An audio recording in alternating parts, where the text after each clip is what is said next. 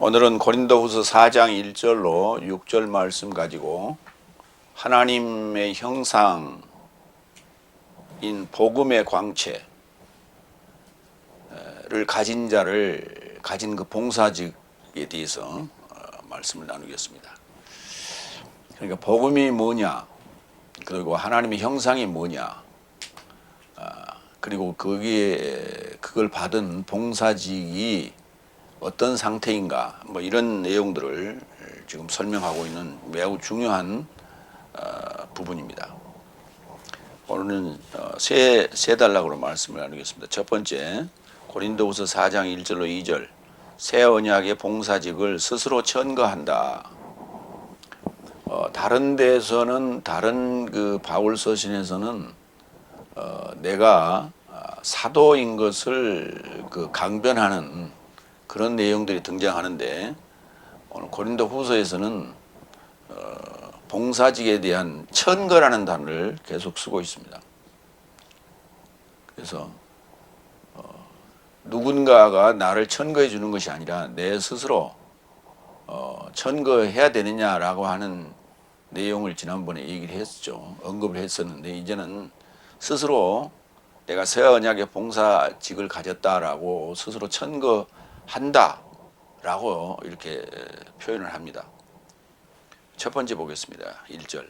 이를 인하여 내 삶이 이 봉사직을 가졌으니 긍휼히 여김 받음과 같이 절망하지 않고, 그랬어요. 문장이 2절로 이어집니다. 봉사직이란 단어는 디아코니아, 봉사자 또는 집사, 이렇게 불리고 있는 단어는 디아코노스, 그 남성입니다. 봉사직은 디아코니아, 여성 명사입니다.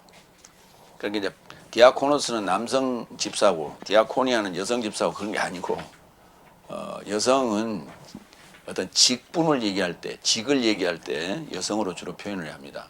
아로 끝나는 여성으로 주로 표현하고, 그 직분에 대한 것은 남성으로 표현을 합니다. 그러니까 여자 집사도 남성 디아코노스를 쓰고, 남성 집사도 디아코노스를 쓰고 그렇습니다. 그래서 그 봉사직 때문에 긍휼히 여김 받고 절망하지 않는다 하는 얘기예요. 누군가가 나를 비하하고 조롱하고 또 이렇게 인정하지 않는다고 해도 나는 절망하지 않는다, 뭐 이런 그 자신감에 대한 반로입니다. 그 영적인 새 언약의 봉사자에 대한 언급은 고린도후서 3장 5절로 6절에 언급을 했어요. 그 한번 다시 한번 읽겠습니다. 내 삶은 어떤 것을 내 삶 자신에게서 난 것 같이 계산하여 자신으로부터 충분한 삶이 있다는 것이 아니라 오히려 내 삶의 충족은 하나님에게서 났다.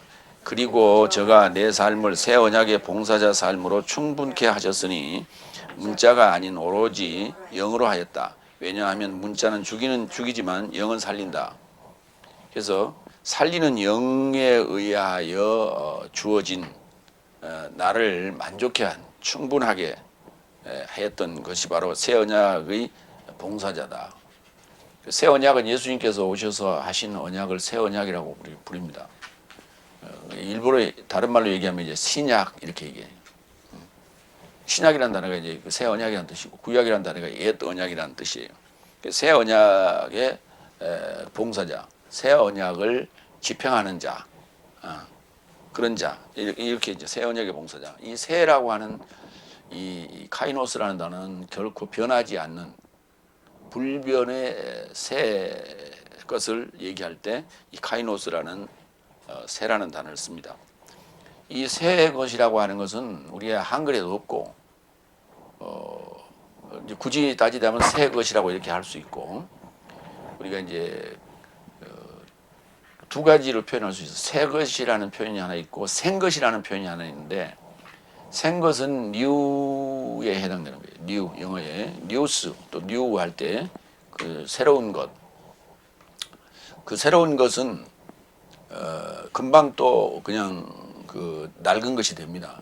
그러니까 우리가 이제 그 TV를 하나 샀다. 그러면 이제 저거 새 거네 우리가 참 그렇게 표현하는데 새 거가 아니라 사실은 생 거예요, 저게. 근데 이제 뭐 이 세상 사물들은 새 거라 해도 그 새 것이 성경이 말하는 카이노스 새 건 아니에요. 그래서 생 거라고 그래야 돼요. new 생 것. 그래서 우리가 생김치 이런 말 쓰죠. 그래서 그거는 금방 쉬게 되는 거죠. 쌓게 되고 또 그 뭐냐 전기 한번 꽂으면 그냥 중고가 되는 거고. 그래서 그걸 우리가 출발할 때 생 것 그렇게 얘기해요. 그러나 새 거라고 하는 카이노스는 뭐 앞도 끝도 없이 오로지 새 거예요. 그 새 언약의 봉사자. 그러니까 굉장히 이 카이노스라는 단어가 쓸 때 그거는 굉장히 중요한 단어들을 언급할 때 씁니다. 우리가 이제 계시록에 보면 새 예루살렘 성을 얘기할 때 새 하늘과 새 땅을 얘기할 때도 카이노스라는 단어를 써요. 그것은 변하지 않는 거예요. 그 다음에 이제 긍휼이라는 단어를 봅시다. 엘레오라는 단어인데 베드로전서 2장 10절을 봅니다. 네 삶이 예전에는 백성이 아니었으나 지금은 하나님의 백성이요 긍휼히 여김을 받지 못한 삶이었으나 지금은 긍휼히 여김을 받은 삶이다. 긍휼함. 그러니까 누군가에게 이렇게 불쌍히 여겨지는, 불쌍히 여겨지는. 근데 일반적으로 얘기하는 우리가 불쌍히 여겨진다라고 하는 단어를 왜 그럼 쓰지 않고 긍휼이라는 단어를 썼느냐? 좀 더 강도가 좀 이렇게 세고 깊이가 있는 거예요. 예를 들어서 죄인의 입장에서는 사실 불쌍히 여겨지는 대목도 있죠. 어느 측면에서는. 그러나 그렇다고 해서 그를 구제하고자 하는 어떤 긍휼을 베풀기는 좀 어렵지 않아요. 그런 흉악범에 대해서는. 그럼에도 불구하고 하나님께서는 우리를 구원해 주시는 그러한 긍휼을 베푸신다라고 하는 거예요. 결국은 긍휼을 베풀었다는 건 하나님의 백성이 됐다는 얘기예요. 그러니까 단지 불쌍히 여겨서 뭔가 적선을 하고 뭔가를 구제하고 하는 차원이 이제 불쌍히 여기는 개념이라면 긍휼이라는 단어는 그보다 훨씬 차원이 높은 하나님의 백성 되는 그런 구원의 반열에 오르는 상황을 긍휼을 우리가 입었다, 긍휼을 받았다, 뭐 이렇게 말할 수 있는 것이죠. 그러니까 그러한 긍휼을 받았어요. 그러니까 왜냐하면 바울로스가 사울일 때 예수를 믿는 자들을 잡으러 다니는 그런 행동 대원이었단 말이에요. 그러다가 다메섹에서 예수를 만나서 그가 이제 변화가 되지 않았습니까? 그 복음을 전하는 사자가 되는데 그게 바로 긍휼함을 입은 거예요. 그렇기 때문에 이제 긍휼이라는 단어를 쓰고 자기가 하나님 백성 된 것을 때문에 절망하지 않는다는 거예요. 그러니까 그때 서기관 바리새인들의 앞잡이 역할을 하면서 행동대원 역할을 하면서 뭐 대단히 앞날이 보장되는 그런 입장이었는데 갑자기 다메섹에서 예수를 만나고 난 이후에 변심을 했기 때문에 서기관 바리새인들 장로들 입장에서는 완전히 아주 못된 놈이고 또 본인의 입장에서는 왕따를 당하는 그런 상황이기 때문에 굉장히 외롭고 힘들죠. 그 힘들고 어렵지만은 절망하지 않는다. 이 표현을 쓰고 있는 거예요. 그래서 파울로스의 전반적인 그 생애 과정을 언급하고 있는 대목이다. 이렇게 볼 수 있어요. 두 번째로 갑니다. 2절. 오히려 내 삶은 부끄러움에 감춘 삶을 부정하고 이제 그 설명을 하는 거예요, 지금. 내가 왜 절망하지 않았는가에 대한 설명을 하는 거예요. 오히려 내 삶은 부끄러움에 감춘 삶을 부정하고 교활함 안에서 활보하지 않고 하나님의 말씀을 믿기질하지도 않고 오히려 진리에 드러남으로 하나님 앞에서 사람 삶의 모든 공공의식을 향하여 내 삶 스스로 전거한다. 이게 한 문장으로 되어 있기 때문에 상당히 길고 좀 얼른 이해가 되지 않는 거예요. 내 스스로를 봉사직으로서 그 천거하는 입장을 쓴 거예요. 그러니까 두 가지로 이제 나눌 수가 있어요. 큰 말을 중심으로 앞부분, 뒷부분. 그래서 앞부분. 내 삶은 부끄러움에 감춘 삶을 부정하고 드러나지 않는 어떤 그 감춰져 있는 것들을 그건 나는 부정한다.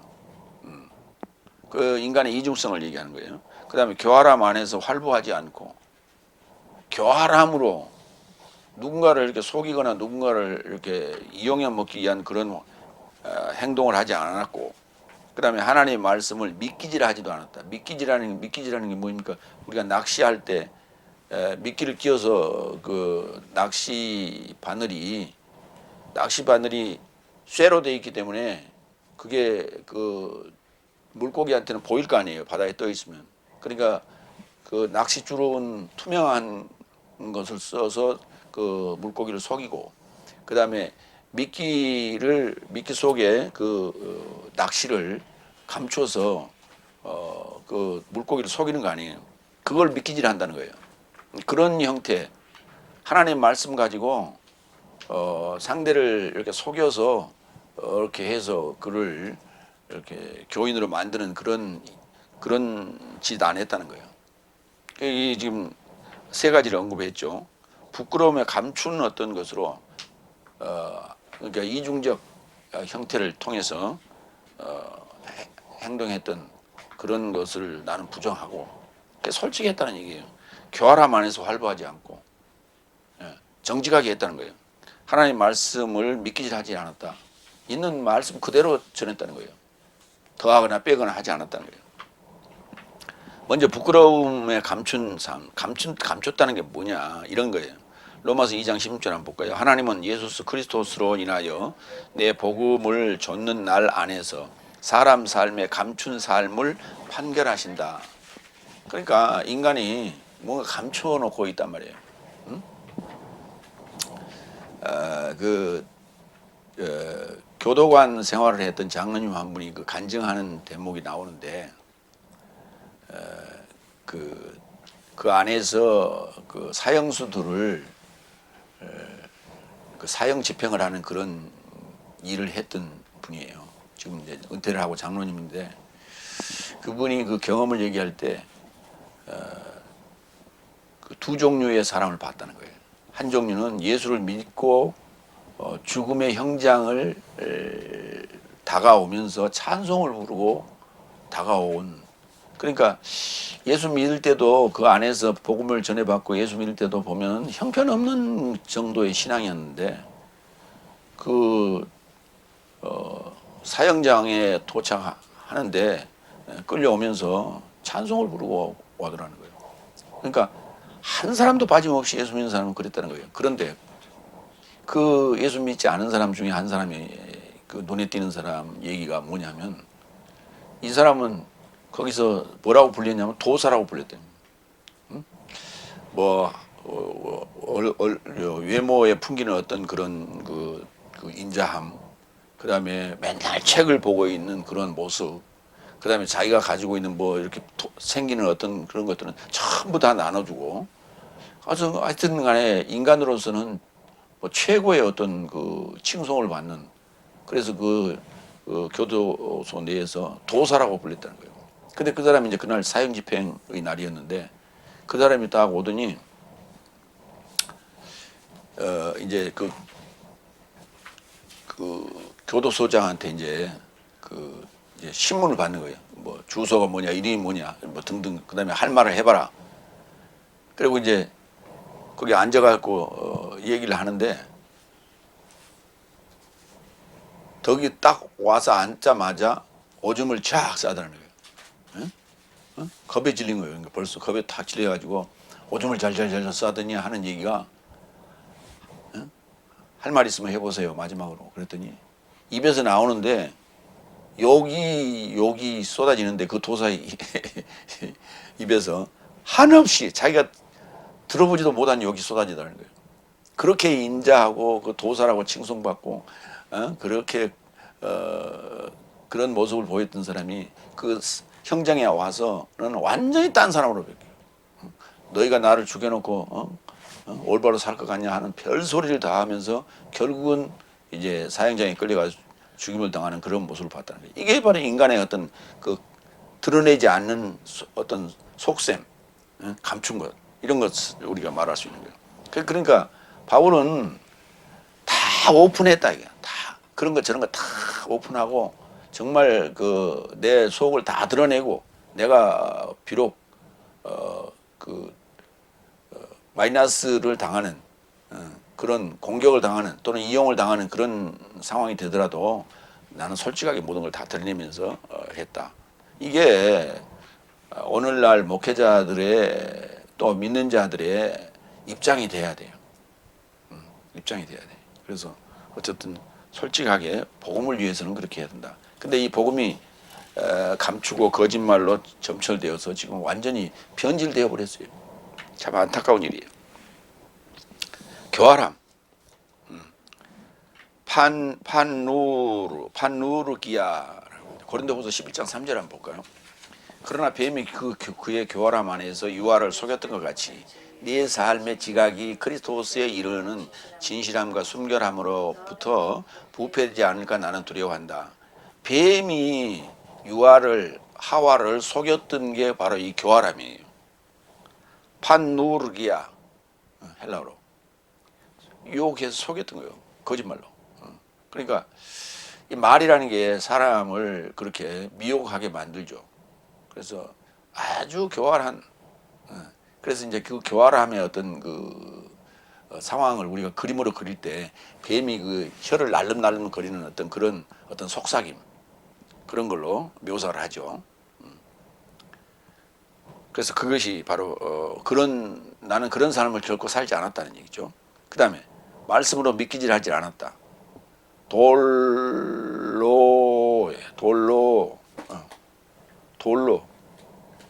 베드로전서 3장 10절. 왜냐하면 생명을 사랑하기를 원하는 자와 선한 날 삶을 알아보기를 원하는 자는 악으로부터 그의 혀를 멈추고 속임수를 전하지 않고자 그의 입술을 멈추어라. 그러니까 이것도 이제 속임수예요. 교활함이나 뭐 믿기지나 다 거의 유사한 내용들이에요. 속임수, 찰떡같이 감추고 아닌 것처럼. 요즘에 이런 속임수, 돌로스 또는 이 돌로라는 딱 한 번 쓰였고, 그래서 이제 돌로스라는 명사로 이 속임수로 우리가 찾아봤는데, 글쎄 요즘에 그런 정치인들이 많죠. 찰떡같이 할 것처럼 해놨다가 그것을 번복하는 이런 행태들. 그거는 결국은 표 깎아먹는 그런 행위들이죠. 결코 그런 일을 하지 않았다는 얘기예요. 그럼 뭔 일을 했냐? 진리의 드러남으로. 진리가 드러나야 돼. 진리가 어디서 오는 게 아니라 내 속에 드러나야 돼. 우리가 그 바다에서 이렇게 수영하는 그 고래 있죠. 고래가 갑자기 그 모습을 싹 드러내면서 팍 올라오잖아요. 그 드러내는 거예요. 그 나타났다라는 단어와 드러냈다는 단어의 차이는, 나타났다라고 하는 것은 안 보이는 게 갑자기 팍 이렇게 드러내는 그 모습을 얘기하는 것이고, 이게 드러남이라고 하는 것은 이미 안에 존재하고 있는 것이 이렇게 느끼고 볼 수 있도록 그 정체를 드러내는 것을 얘기하는 거예요. 그러니까 각자의 안에, 모든 우리 성도들의 마음 안에는 진리가 있다는 거예요. 그 진리를 이 흐레마로 해설로 이렇게 설명해 줘서 그것이 드러날 수 있도록, 이렇게 위로 이렇게 드러날 수 있도록 하는 것이죠. 그게 드러남이란 단어예요. 그래서 이 파네로스는 드러남으로 봐야지 나타남이 아니에요. 드러남. 진리에 드러나는 것을 통해서 하나님 앞에서 사람 삶의 모든 공공의식을 향해서 내 삶 스스로를 천거한다.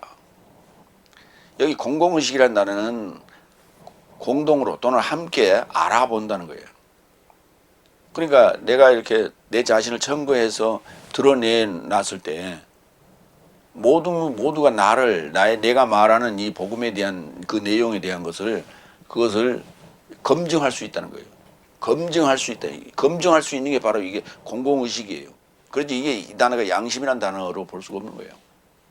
공공의식.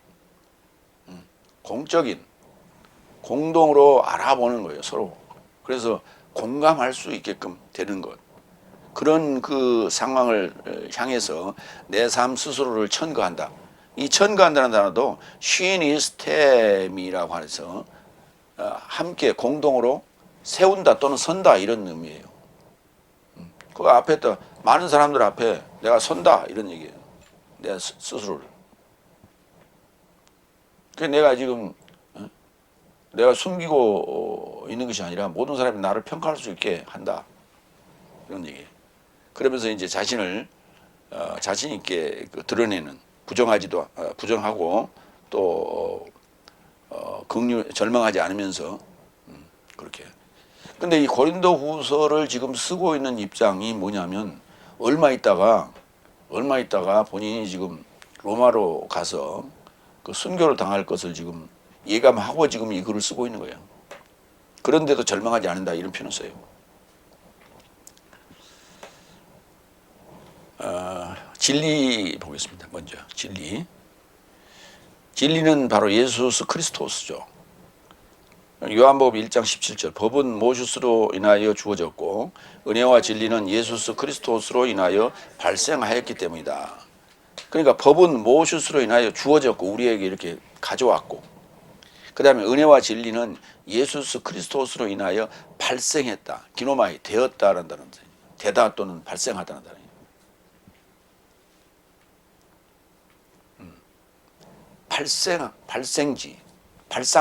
발생지 또는 발상지 이런 말을 쓰죠. 거기서 났다는 얘기예요. 이렇게 거기서 되어졌다 그 말이에요. 이게 그러니까 내 안에서 되어진 거예요. 예수 그리스도는 내 안에서 나오는 것이지 어디서 오는 게 아니에요. 밖에서 오는 게 아니라는 거예요. 그래서 진리가 드러났다 이런 표현을 쓰는 거예요. 같은 맥락이에요. 요한복음 4장 23절로 24절. 그러니까 이 성경이 어떻게 번역하느냐에 따라서 어떻게 번역되느냐에 따라서 그게 굉장히 중요한 거예요. 그 상황을 우리가 번역 성경을 통해서 원전을 통해서 우리가 그 상황을 이해하게 되고 연관짓게 되는 거예요. 기존에 가지고 있던 그런 생각을 이 원전의 번역이 바꿔줘야 돼요. 제대로. 근데 그러려면은 하나가 바뀌어 있으면 나머지가 다 이렇게 거기에 걸맞게 바뀌어져야 되는 거예요. 그게 굉장히 어려운 거예요. 그래서 지금 하나하나 이게 짝이 맞아가고 있다는 거예요. 그러니까 이 번역이 옳다 하는 얘기를 지금 제가 하자는 얘기입니다. 그러니까 예수의 탄생은 동정녀 마리아를 통해서 탄생하게 되는데 그 마리아가 누가 되느냐? 바로 내가 돼야 된다는 얘기예요. 그래서 내 안에서 탄생하게 된다는 얘기를 지금 하고자 하는 얘기죠. 요한복음 4장 23절로 24절 봅니다. 오히려 시점이 오는데 지금이다. 어떤 시점을 지금 성경이 말하고 있는데 지금이다 그랬어요. 그때에 그럼 지금이라는 그때에 참으로 예배하는 삶이 영과 진리 안에서 아버지에게 예배할 것이다. 언제? 어떤 시점이 왔을 때 그 말이에요. 어떤 시점이 됐을 때 예배하는 삶이 영과 진리 안에서 아버지에게 예배할 것이다. 지금 이제 우리가 보여지는 형태로 참여하는 형태로 예배에 참여하죠. 그런데 시점이 올 거다. 어떤 시점이 오는데 그 시점이 오면 예배하는 삶이 영과 진리 안에서 아버지에게 예배할 것이라는 거예요. 그럼 그 전에는 누구한테 예배했어요? 아버지에게 예배한 게 아니었다는 얘기가 되는 것이죠. 왜냐하면 아버지도 그를 예배하는 삶을 찾으신다 그랬어요. 그러니까 예배하는 삶을 찾으시는 때가 온다. 그러면서 설명합니다. 하나님은 영이시며 영과 진리 안에서 그를 예배하는 삶을 그가 예배하면 마땅하다. 그러니까 아버지가 예배하는 삶을 찾으시는데 찾으시는 방법이 예배한대요. 같이 맞절하는 거예요. 이게 바로 예배예요. 진정한 예배. 그러니까 하나님과 동등한 입장이 돼서 맞절하는 이 상황이 이게 진정한 예배다. 진짜 예배다. 그러니까 그 전에 우리가 드렸던 예배는 그 예배를 향해서 지금 가는 과정이다. 그러면 이게 진정한 이 예배의 시점은 언제냐? 일곱째 날이에요. 일곱째 날이에요. 그래서 얼굴에 베일이 벗겨지는, 그래서 얼굴과 얼굴을 마주 대하여 보는 그런 입장, 이 상황을 진정한 예배라고 한다.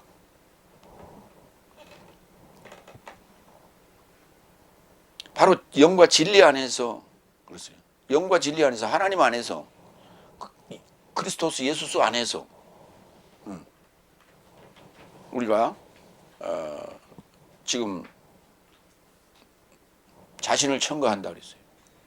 그러니까 하나님의 입장에서 지금 얘기하는 거예요. 요한복음 14장 6절 예수께서 그에게 말씀하신다. 내가 길이요 진리요 생명이니 나로 인하지 않으면 아무도 아버지를 향하여 오지 못한다. 그 영과 진리 안에서 예배할 때에 아버지를 향해 간 거예요. 그래 아버지를 만날 수 있는 거예요. 그때.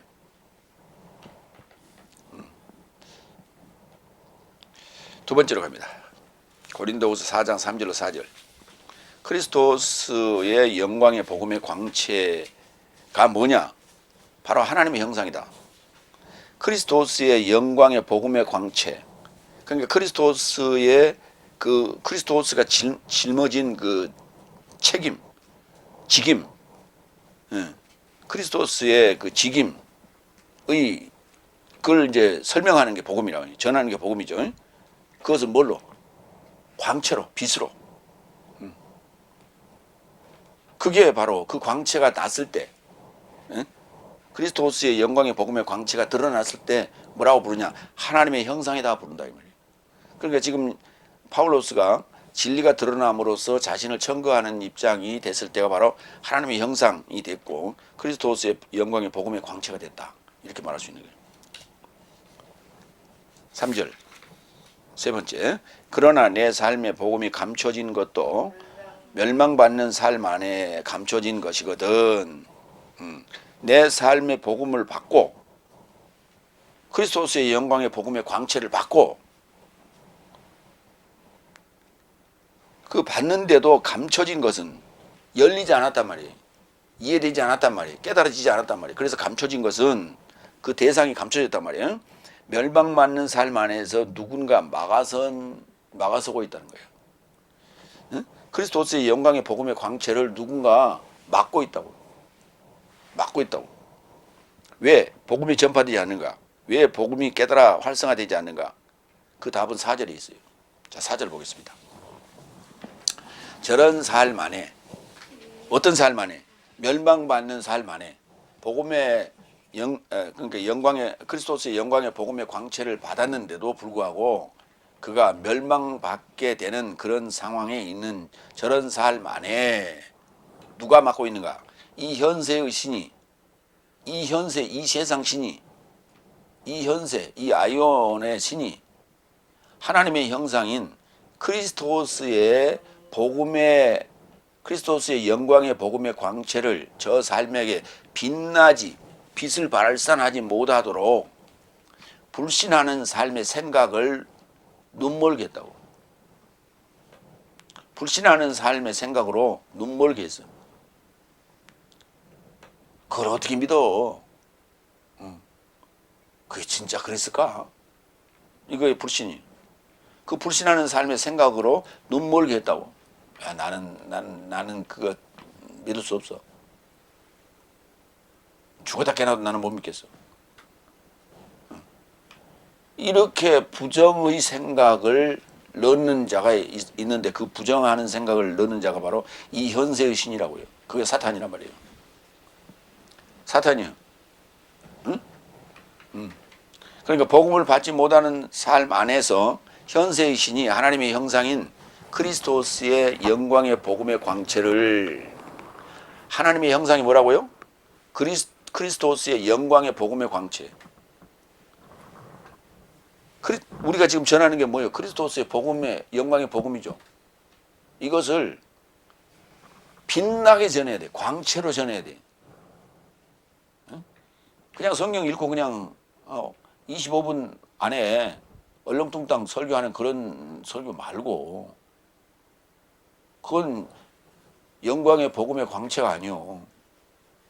그리스도스의 영광의 복음의 광채가 아니라 자신의 간증의 복음의 광채지.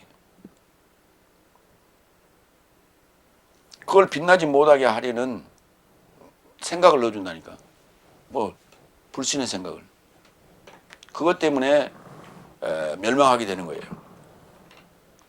이사야서 6장 9절로 10절을 볼까요? 여호와께서 가라사대 가서 이 백성에게 이르기를 너희는 듣기는 들어도 깨닫지 못할 것이요 보기는 보아도 알아듣지 못하리라 하여. 그리고 보세요. 어? 이사야 예언자가 가서 전했는데 듣고도 깨닫지 못하고 보아도 알지 못한다니까. 10절 이 백성의 마음으로 둔하게 하며 그 귀가 막히고 눈이 감기게 하라. 아니 복음을 전했는데 이게 이렇게 했다니까요. 그러면 이 복음을 받는 자들이 지금 누구 아래에 있는 거예요? 누구의 지배 아래에 있는 거예요?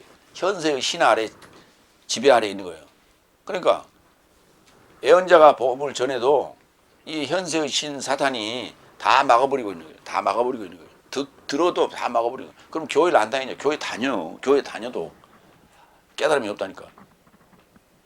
그 결과가 뭐냐면 잘 생각해 보세요. 지금 이사야는 구약이죠. 응? 그로부터 한참 후에 예수님이 오십니다. 예수님이 가나안 땅에 이스라엘 땅에 나타나셨어요. 그런데 대부분의 사람들이 못 알아봐요. 그게 뭐냐면 지금 이 상황이 된 거예요. 이 백성의 마음으로 둔하게 하며 그 귀가 막히고 눈이 감기게 하라. 이 상황에 돼 있어요. 그의 눈 안에서 대면하여 보고 그의 귀 안에서 듣고 그의 마음을 위하여 깨닫고 그가 돌아와서 그를 위하여 그가 치유하게 하였다. 그러니까 예수님이 하실 일이에요. 그의 눈 안에서 대면하여 보고 그의 귀 안에서 듣고 그의 마음을 위하여 깨닫고 그가 돌아와서 그를 위하여 그가 치유하게 하였다. 이게 하나님께서 직접 하실 일이란 말이에요. 예수님으로 오셔서. 그럼에도 불구하고 그들은 그것을 깨닫지 못했대요. 눈을 뜨지 못했던 거예요. 결국은 멸망하게 되는 것이죠. 이사야서 60장 1절로 2절을 봅니다. 일어나라 빛을 발하라. 이는 네 빛이 이르렀고 여호와의 영광이 내 위에 임하였음이니라. 일어나라 빛을 발하라. 내 빛이 이르렀고 여호와의 영광이 내 위에 임하였음이라. 그러니까 빛을 발산해야 되는 거예요. 이렇게. 예? 일어나서 빛을 발산해야 돼요. 근데 2절 보라 어둠이 땅을 덮을 것이며 캄캄함이 만민을 가려우려니와 오직 여호와께서 너의 위에 임하실 것이며 그 영광이 내 위에 나타나리라. 어둠이 덮을 것이라니까. 사탄의 세력이 덮어버린 거예요. 캄캄함이 만민을 가리우죠. 오직 여호와께서 내 위에 임하실 것이다. 그 영광이 내 위에 나타나리라. 그때 이 복음 전하는 자가 있겠죠.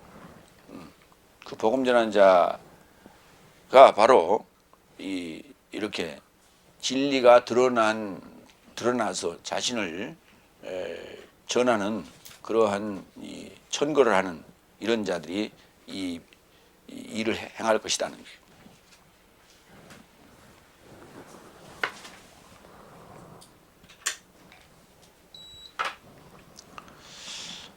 마태복음 4장 8절로 10절도 볼까요?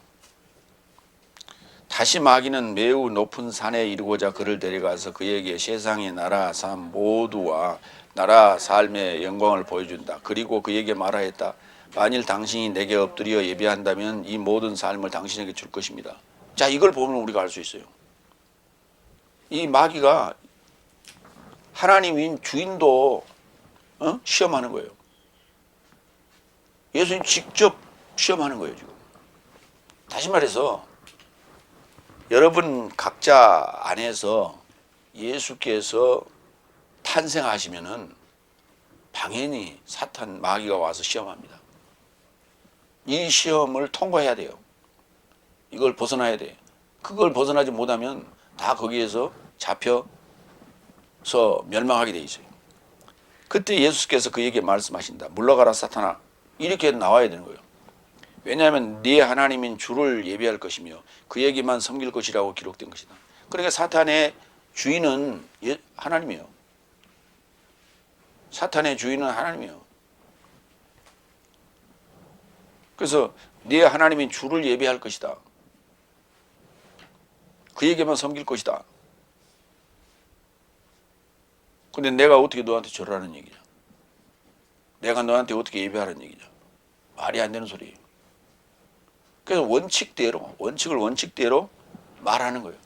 그게 바로 우리가 사탄을 마귀의 그 시험을 통과하는 길이다. 그래서 결국은 이 복음을 받지 못하는 이유가 있었더라 하는 얘기예요. 세상 신이, 현세의 신이 그것을 막고 있더라. 그러니까 지금 현세의 신이란 말은 뭐냐면 왜 코스모스라는 단어를 쓰지 않냐고 아이온이라는 단어를 썼을까? 현세라는 단어예요. 현세. 현세라는 개념이 뭐냐면 살아있을 때 이 상황이에요. 살아있을 때. 살아있을 때 현재 우리가 먹고 살아야 될 이런 현세의 상황들이 복음을 가리우게 하는 거예요. 그 뭐 진리 맞는 것 같은데 내 지금 상황이 그게 안 돼. 그러니까 내 상황이 호전되면 그때 내가 믿어볼게. 이런 거예요. 전부 다. 그러니까 예수 믿지 않는 대부분의 사람들은 현실 세계의 문제들 때문에 또 누구와의 그 관계 때문에 그래서 다 거절하는 거예요. 이유 없는 그 무덤은 하나도 없어요. 처녀가 아이를 가졌어도 이유가 있어. 다 이유가 있어. 그 핑계예요. 그걸. 그래서 우리가 핑계 대지 말라고 그러잖아요. 세 번째, 고린도후서 4장 5절로 6절. 하나님의 영광의 지식의 광채는 바로 예수 그리스도의 종으로 표현하는 거예요. 그러니까 예수님의 종에게서 나타나는 게 뭐냐면 하나님의 영광의 지식의 광채여야 됩니다. 하나님의 형상은 뭐라 그랬어요? 그리스도스의 영광의 복음의 광채라고 그랬죠. 뭐 같은 맥락이에요. 하나님의 영광의 지식의 광채. 지식으로 드러나야 돼요. 메시지로 드러나야 되는 거예요. 지식으로 드러나야 돼요. 교리로 드러나야 되는 거예요. 다섯 번째 봅니다. 왜냐하면 내 삶이 자신을 선포하지 않고 오로지 그리스도스 예수스를 주님이라 선포하며 그래서 예수스를 인하여 내 삶 스스로 네 삶의 종 삶이라 선포한다. 그러니까 그 이제 행동으로 옮겨지는 거예요. 그러니까 종으로서의 삶을 살아야 돼요. 그리스도스 예수스를 주님이라 선포하며 예수께서 시험에 답하는 상황이에요. 그리스도스 예수를 누구라고요? 주님이라고요. 우리가 시험 받을 때 그리스도스 예수가 우리의 주인이다, 주님이다 이렇게 말할 수 있어야 돼요. 그러므로 내 삶은 네 삶의 종이다. 그러면서 종로로 할 수 있어야 돼요. 그 대상에게 종로로 할 수 있어야 돼요. 자, 우리가 네 삶의 종 삶이다라고 말할 수 있는 그 근거들을 설명을 드리겠습니다. 마태복음 20장 25절 28절. 그러자 예수께서 저 삶을 초청하여 언급하셨다. 열국 삶의 통치자 삶이 저 삶의 주인 행세하고 대인 삶이 저 삶의 권세 부리는 것을 내 삶은 알아본 것이다. 그러나 네 삶 안에서 이처럼 해서는 안 될 것이다. 오히려 만일 네 삶 안에서 크게 되기를 원한다면 네 삶의 봉사자가 되어라. 그리고 만일 내 삶 안에서 첫째가 되기를 원한다면 내 삶의 종이 되어라.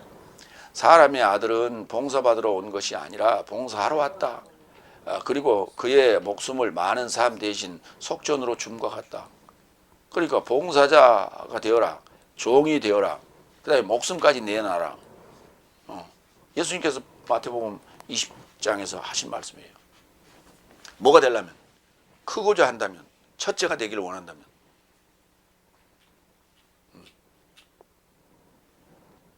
근데 다들 지금 첫째가 다 되어 있죠. 세상에서 첫째가 다 되어 있는 거예요.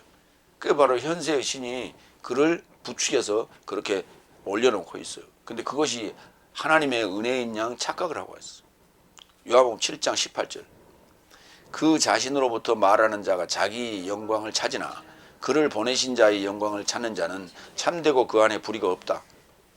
자기 걸 말하는 자, 자신으로부터 말하는 자, 자기 영광을 찾고 있어요. 자기 영광을 드러내고 있어요. 그런데 그를 보내신 자, 하나님의 영광을 찾는 자는 참되고 그 안에 불의가 없다 그랬어요. 이게 진짜 백이에요. 요한복음 7장에서 예수님께서 하신 말씀이에요. 불의를 가지고 있으면 그 뭐라 숨겨놓은 어떤 속셈이 있는 거예요. 다른 속셈이. 그 다음에 또 요한복음 8장 44절도 볼까요? 내 삶은 마귀 아비에게서 난 삶이요 내 삶의 아비의 욕망을 내 삶도 행하기를 원한다. 저는 시작부터 살인자이더라. 그리고 그 안에 진리가 없으므로 진리 안에 서지 못하더라. 그가 거짓을 말할 때면 자기 삶에서 전한다. 그러니까 자기 삶에서 자기 간증하고 하는 게 다 그게 다 뭐라고요? 거짓이요. 그게 다 거짓. 그게 자기 것을 이제 얘기하는 거. 우리 지금 교회에서 많은 간증들을 하죠. 간증 하나도 안 보태고 하나도 빼지 않고 얘기했어도 그거 다 거짓이라니까. 그 진리가 아니라니까. 그러니까 진리의 반대말은 거짓이에요. 진리란 말을 다른 말로 얘기하면 참의 반대말은 거짓. 영어로 얘기하면 true, 진리. 참의 반대는 거짓. 자기 삶에서 전한다. 그가 거짓을 말할 때면 자기 삶에서 전한다. 그러니까 자기 삶을 얘기하는 것은 다 뭐라고? 거짓이라고. 진리가 아니라니까. 이는 그가 거짓말쟁이요 거짓의 아비이기 때문에. 그러면 이런 거예요. 내 자신이 내가 지금 머리끝에서부터 발끝까지 다 뭐예요? 거짓이에요. 참이 아니에요. 거짓이에요. 이 거짓 가운데서 예수님인 진리가 거기서 싹을 트고 나와야 돼. 거기서. 그러니까 이 시궁창에서 그 아름다운 그 꽃이 피어나듯이 이런 거예요. 그 시궁창에서 어떻게 보면 불교의 그 연꽃이 보면 시궁창에서 연꽃이 올라오잖아. 아름다운 연꽃이 올라오다. 이와 비슷한 거예요. 이 머리끝부터 발끝까지 온통 거짓인데 마귀 그 지식으로 지금 되어 있는데 그 거짓 안에서 진리라고 하는 참 것이 싹을 트고 오르는 거예요. 예수의 탄생이에요. 고린도전서를 볼까요? 네 삶의 종이 되는 것은 뭐냐 하면 왜 그렇게 종로로서 해야 되냐? 고린도전서 9장 19절로 22절. 내가 모든 삶에서 자유롭게 있으되 스스로 모든 삶에게 종로로 단 것은 더 많은 사람을 얻고자 합니다. 예? 그러니까 거짓으로 이렇게 술수를 써서 상대를 이렇게 전도하는 게 아니라 종로로 되라. 그래서 성도를 얻으라. 20절. 내가 유대인 삶에게 유대인같이 된 것도 유대인 삶을 얻고자 하며 법 아래 속한 삶에게 내가 법 아래 속한 자같이 된 것도 법 아래 속한 삶을 얻고자 하며 무법한 자에게 내가 무법한 자같이 된 것은 하나님에게 무법한 자가 아니라 오히려 그리스도에게서는 합법한 자인 무법한 삶을 얻고자 하며 약한 삶에게 내가 약한 자같이 된 것은 약한 삶을 얻고자 하며 모든 삶에게 내가 모든 삶같이 된 것은 어떤 삶을 모두 구원하려 합니다. 그랬어요. 그래서 좋은 삶이 된 거예요. 그런데 그가 진리가 드러나지 않고 하는 것은 가식이에요. 위선이에요. 그래서 그 삶을 보면 처음에는 종 노릇한 것 같이 하다가 어느 정도 숫자가 불어나면 그때부터 그 투자에 대해서 본전 생각 뽑아내야죠. 그 행위를 보면 알 수 있어. 그게. 그래서 처음과 끝이 똑같아야 되는데 처음에는 종로로 하다가 나중에 다시 주인으로 바뀌죠. 그것은 바로 진리가 드러난 게 아니에요. 자기 것으로 자기 행위로 그렇게 종로로 하고 거기에 대해서 이제 보상 심리가 작동이 되는 거예요. 지금 현재 모든 교회가 그러고 있다. 이게 문제예요. 그래서 교회가 불신을 받는 거예요. 진리를 얘기해야 되는 진리는 어디로 가버리고 없고 제법에만 관심이 있는 거예요. 제법에만. 그래서 그런 소리를 참 우리 조상들이 해놓은 거 보면 참 대단하죠. 제사에는 관심이 없고 제법에만 관심이 있다. 이런 얘기를 했단 말이에요. 그러니까 복음이라고 하는 진리를 선포하는 데는 관심이 없고 제법에만 관심이 있는 거예요. 헌금에만 관심이 있는 거예요. 그래서는 안 된다는 거예요. 6번째 6절. 어둠에서 빛이 비칠 것을 언급하시던 그 하나님께서 예수 그리스도스의 얼굴 안에 있는 하나님의 영광의 지식의 광채를 향하여 내 삶의 마음 안에 비추셨기 때문이다. 내 삶의 마음 안에 비추셨다고. 무엇을? 빛을요. 이게 복음이에요. 이게 복음이에요. 그러면 하나님의 영광의 지식의 광채, 그리스도스의 영광의 복음의 광채, 예? 광채가 나를, 그 광채가 뭐냐면 지식이에요. 그게 뭐냐? 메시지예요. 그게 흐레마예요. 예? 그게 내가 이 머리끝에서 발끝까지 다 거짓으로 점철되어 있는데 그 안에서 이 진리의 그 싹이 틀 수 있도록 해주는 거예요. 그게 이게 복음인 거예요. 그게 복음. 그래서 그것이 예수 그리스도가 싹이 자라나서 이렇게 성장해야만이 진리를 선포할 수 있는 거예요. 응? 영광의 복음의 광채를 발산할 수 있는 거예요. 그래야만이 또 막는 한이 있더라도 복음을 전했을 때 그 안에서 싹이 또 트는 거예요.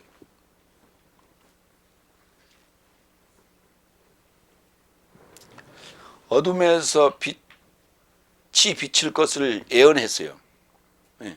예언했어요. 근데 그 예언이 내 삶 안에 복음의 광채를 비춰줬다고. 예수님이 비춰줬고 사도들이 비춰줬어요. 그것을 써놓은 것을 통해 우리에게 지금 비추고 있는 거예요. 그래서 우리가 그걸 바로 해석을 했을 때야만이 이 복음이 내 안에서 작동하게 된다 하는 거예요. 그 빛이라는 건 예수 그리스도의 얼굴 안에 있는 하나님의 영광의 지식의 광채예요. 좀 길죠. 예수 그리스도의 얼굴 안에 있는, 얼굴 봐야 돼. 서로 얼굴 봐야 돼. 하나님의 영광의 지식의 광채여야 돼요. 그러니까 우리가 영광을 내가 갖게 된다라고 하는 것은 짐을 지는 거예요. 타당해야 돼. 정당해야 돼요. 그 다음에 그것이 옳아야 돼. 참 것이어야 돼. 그래야만이 우리가 그걸 감당할 수 있는 거예요. 저 속임수다 이렇게 느껴지면 감당 안 합니다. 요령 부립니다.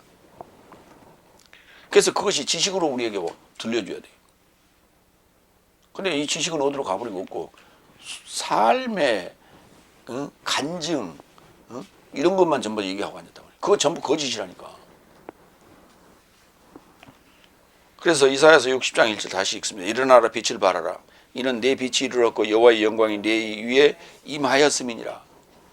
그 복음의 광채가 왔단 말이에요.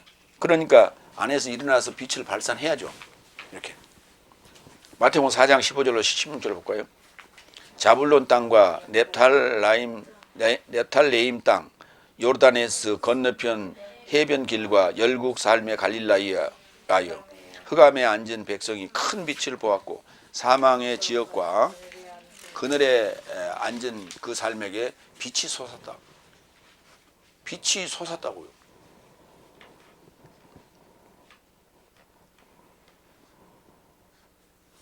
안에서 빛이 이렇게 올라와야 되니까. 우리가 아침에 동틀 때 그 서쪽에 산이나 서쪽에 들이나 서쪽에 동쪽에 들이나 동쪽에 그 산이나 동쪽에 그 바다 끝에서 올라오는 그 빛이 이렇게 올라오듯이 빛이 올라와야 되니까. 고린도후서 3장 18절. 그래서 내 모든 삶이 벗겨진 얼굴로 주의 영광을 그 같은 형상으로 비춰보고 있으니 주의 영으로부터처럼 영광에 이르고자 영광으로부터 변형되었다. 그러니까 영으로 인해서 그 가려졌던 그 마음의 그 베일이 벗겨진 거예요. 그럼 여기서 뭐가 나? 얼굴에 가려진 베일이 벗겨지면 뭐가 나? 광채가 나죠. 그걸 영광이라고 한다.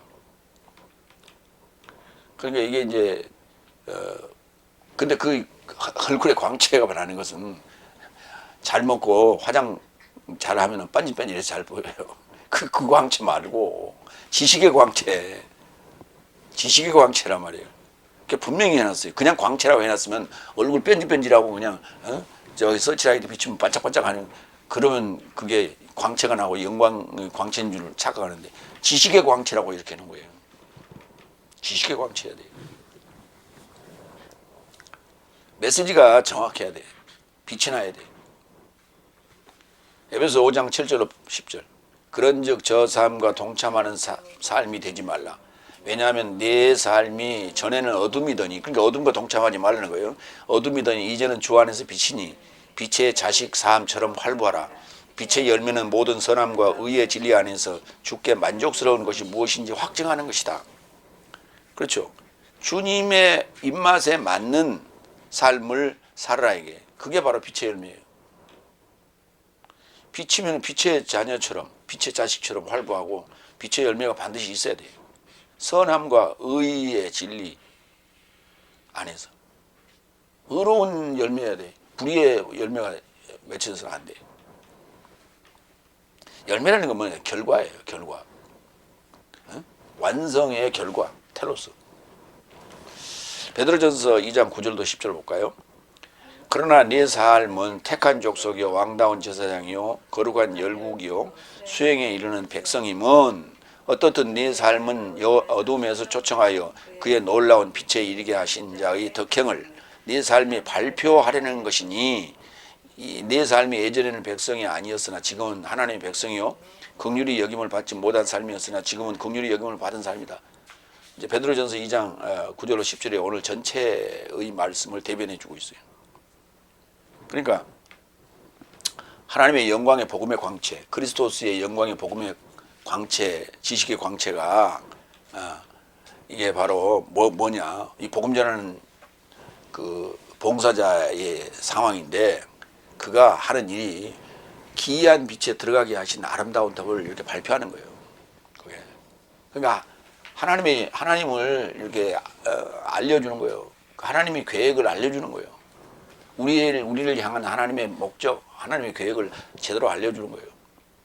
근데 그 내용이 너무 놀라운 얘기예요. 왜? 하나님 같이 되라는 거예요. 이 놀라운 복음의 광채를 전하는 일이라고요, 이게. 그러니까 이 초기에 복음을 받았던 자들은 너무 놀라가지고 그것을 변개했을 수 있어요. 그러나 파울로스가 써놓은 이 복음서는, 파울로스의 복음서에는, 주석서에는 그게 제대로 담겨져 있다고. 그런데 그것을 제대로 해석하지 않았단 말이에요. 제대로 번역하지 않았단 말이에요. 이걸 계속해서 지금 그래온 거예요, 지금. 그게. 그래서 성경은 이렇게 써있는데도 불구하고 뭐라고 얘기하느냐, 노골적으로. 신학교 나와서 목사 돼갖고 지금도 사역하고 있는 사람들은 얘기하기를 뭐래. 피조물은 결코 하나님이 될 수 없대. 창조자가 될 수 없대. 그건 사탄의 말이라니까. 사탄의 메시지예요.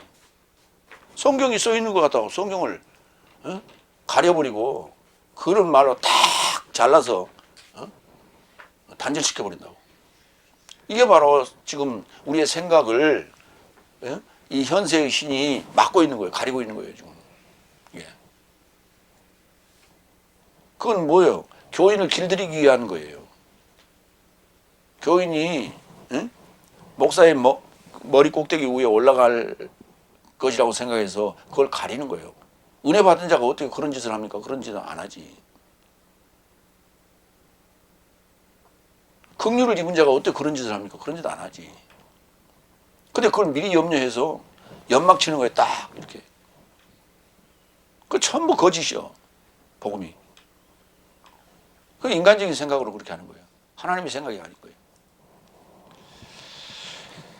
마무리합니다. 내 삶은 새 언약의 봉사직은 진리의 드러남으로 자신을 천거해야 됩니다. 그러니까 내 자신을 이렇게 천거할 수 있어야 돼요. 어디 앞에? 공공의식 앞에. 복음이 가려진 것은 멸망받는 삶 안에서 현세의 신이 그리스도스의 복음의 광채가 비치지 못하게 생각을 눈멀게 한 것이니, 내 삶은 예언대로 어둠에서 비친 예수 그리스도의 얼굴 안에 하나님의 영광의 지식의 광채가 비칠 것을 예언했죠. 그것을 채워야 돼요. 내 삶의 마음 안에 복음의 광채가 비쳤죠. 이게 이제 채우는 역사예요. 사역이에요. 그래서 내 자신을 낮추고 모든 삶에게 종노릇하여 빛의 열매를 맺으라. 오늘 말씀의 결론입니다. 아멘. 기도하겠습니다.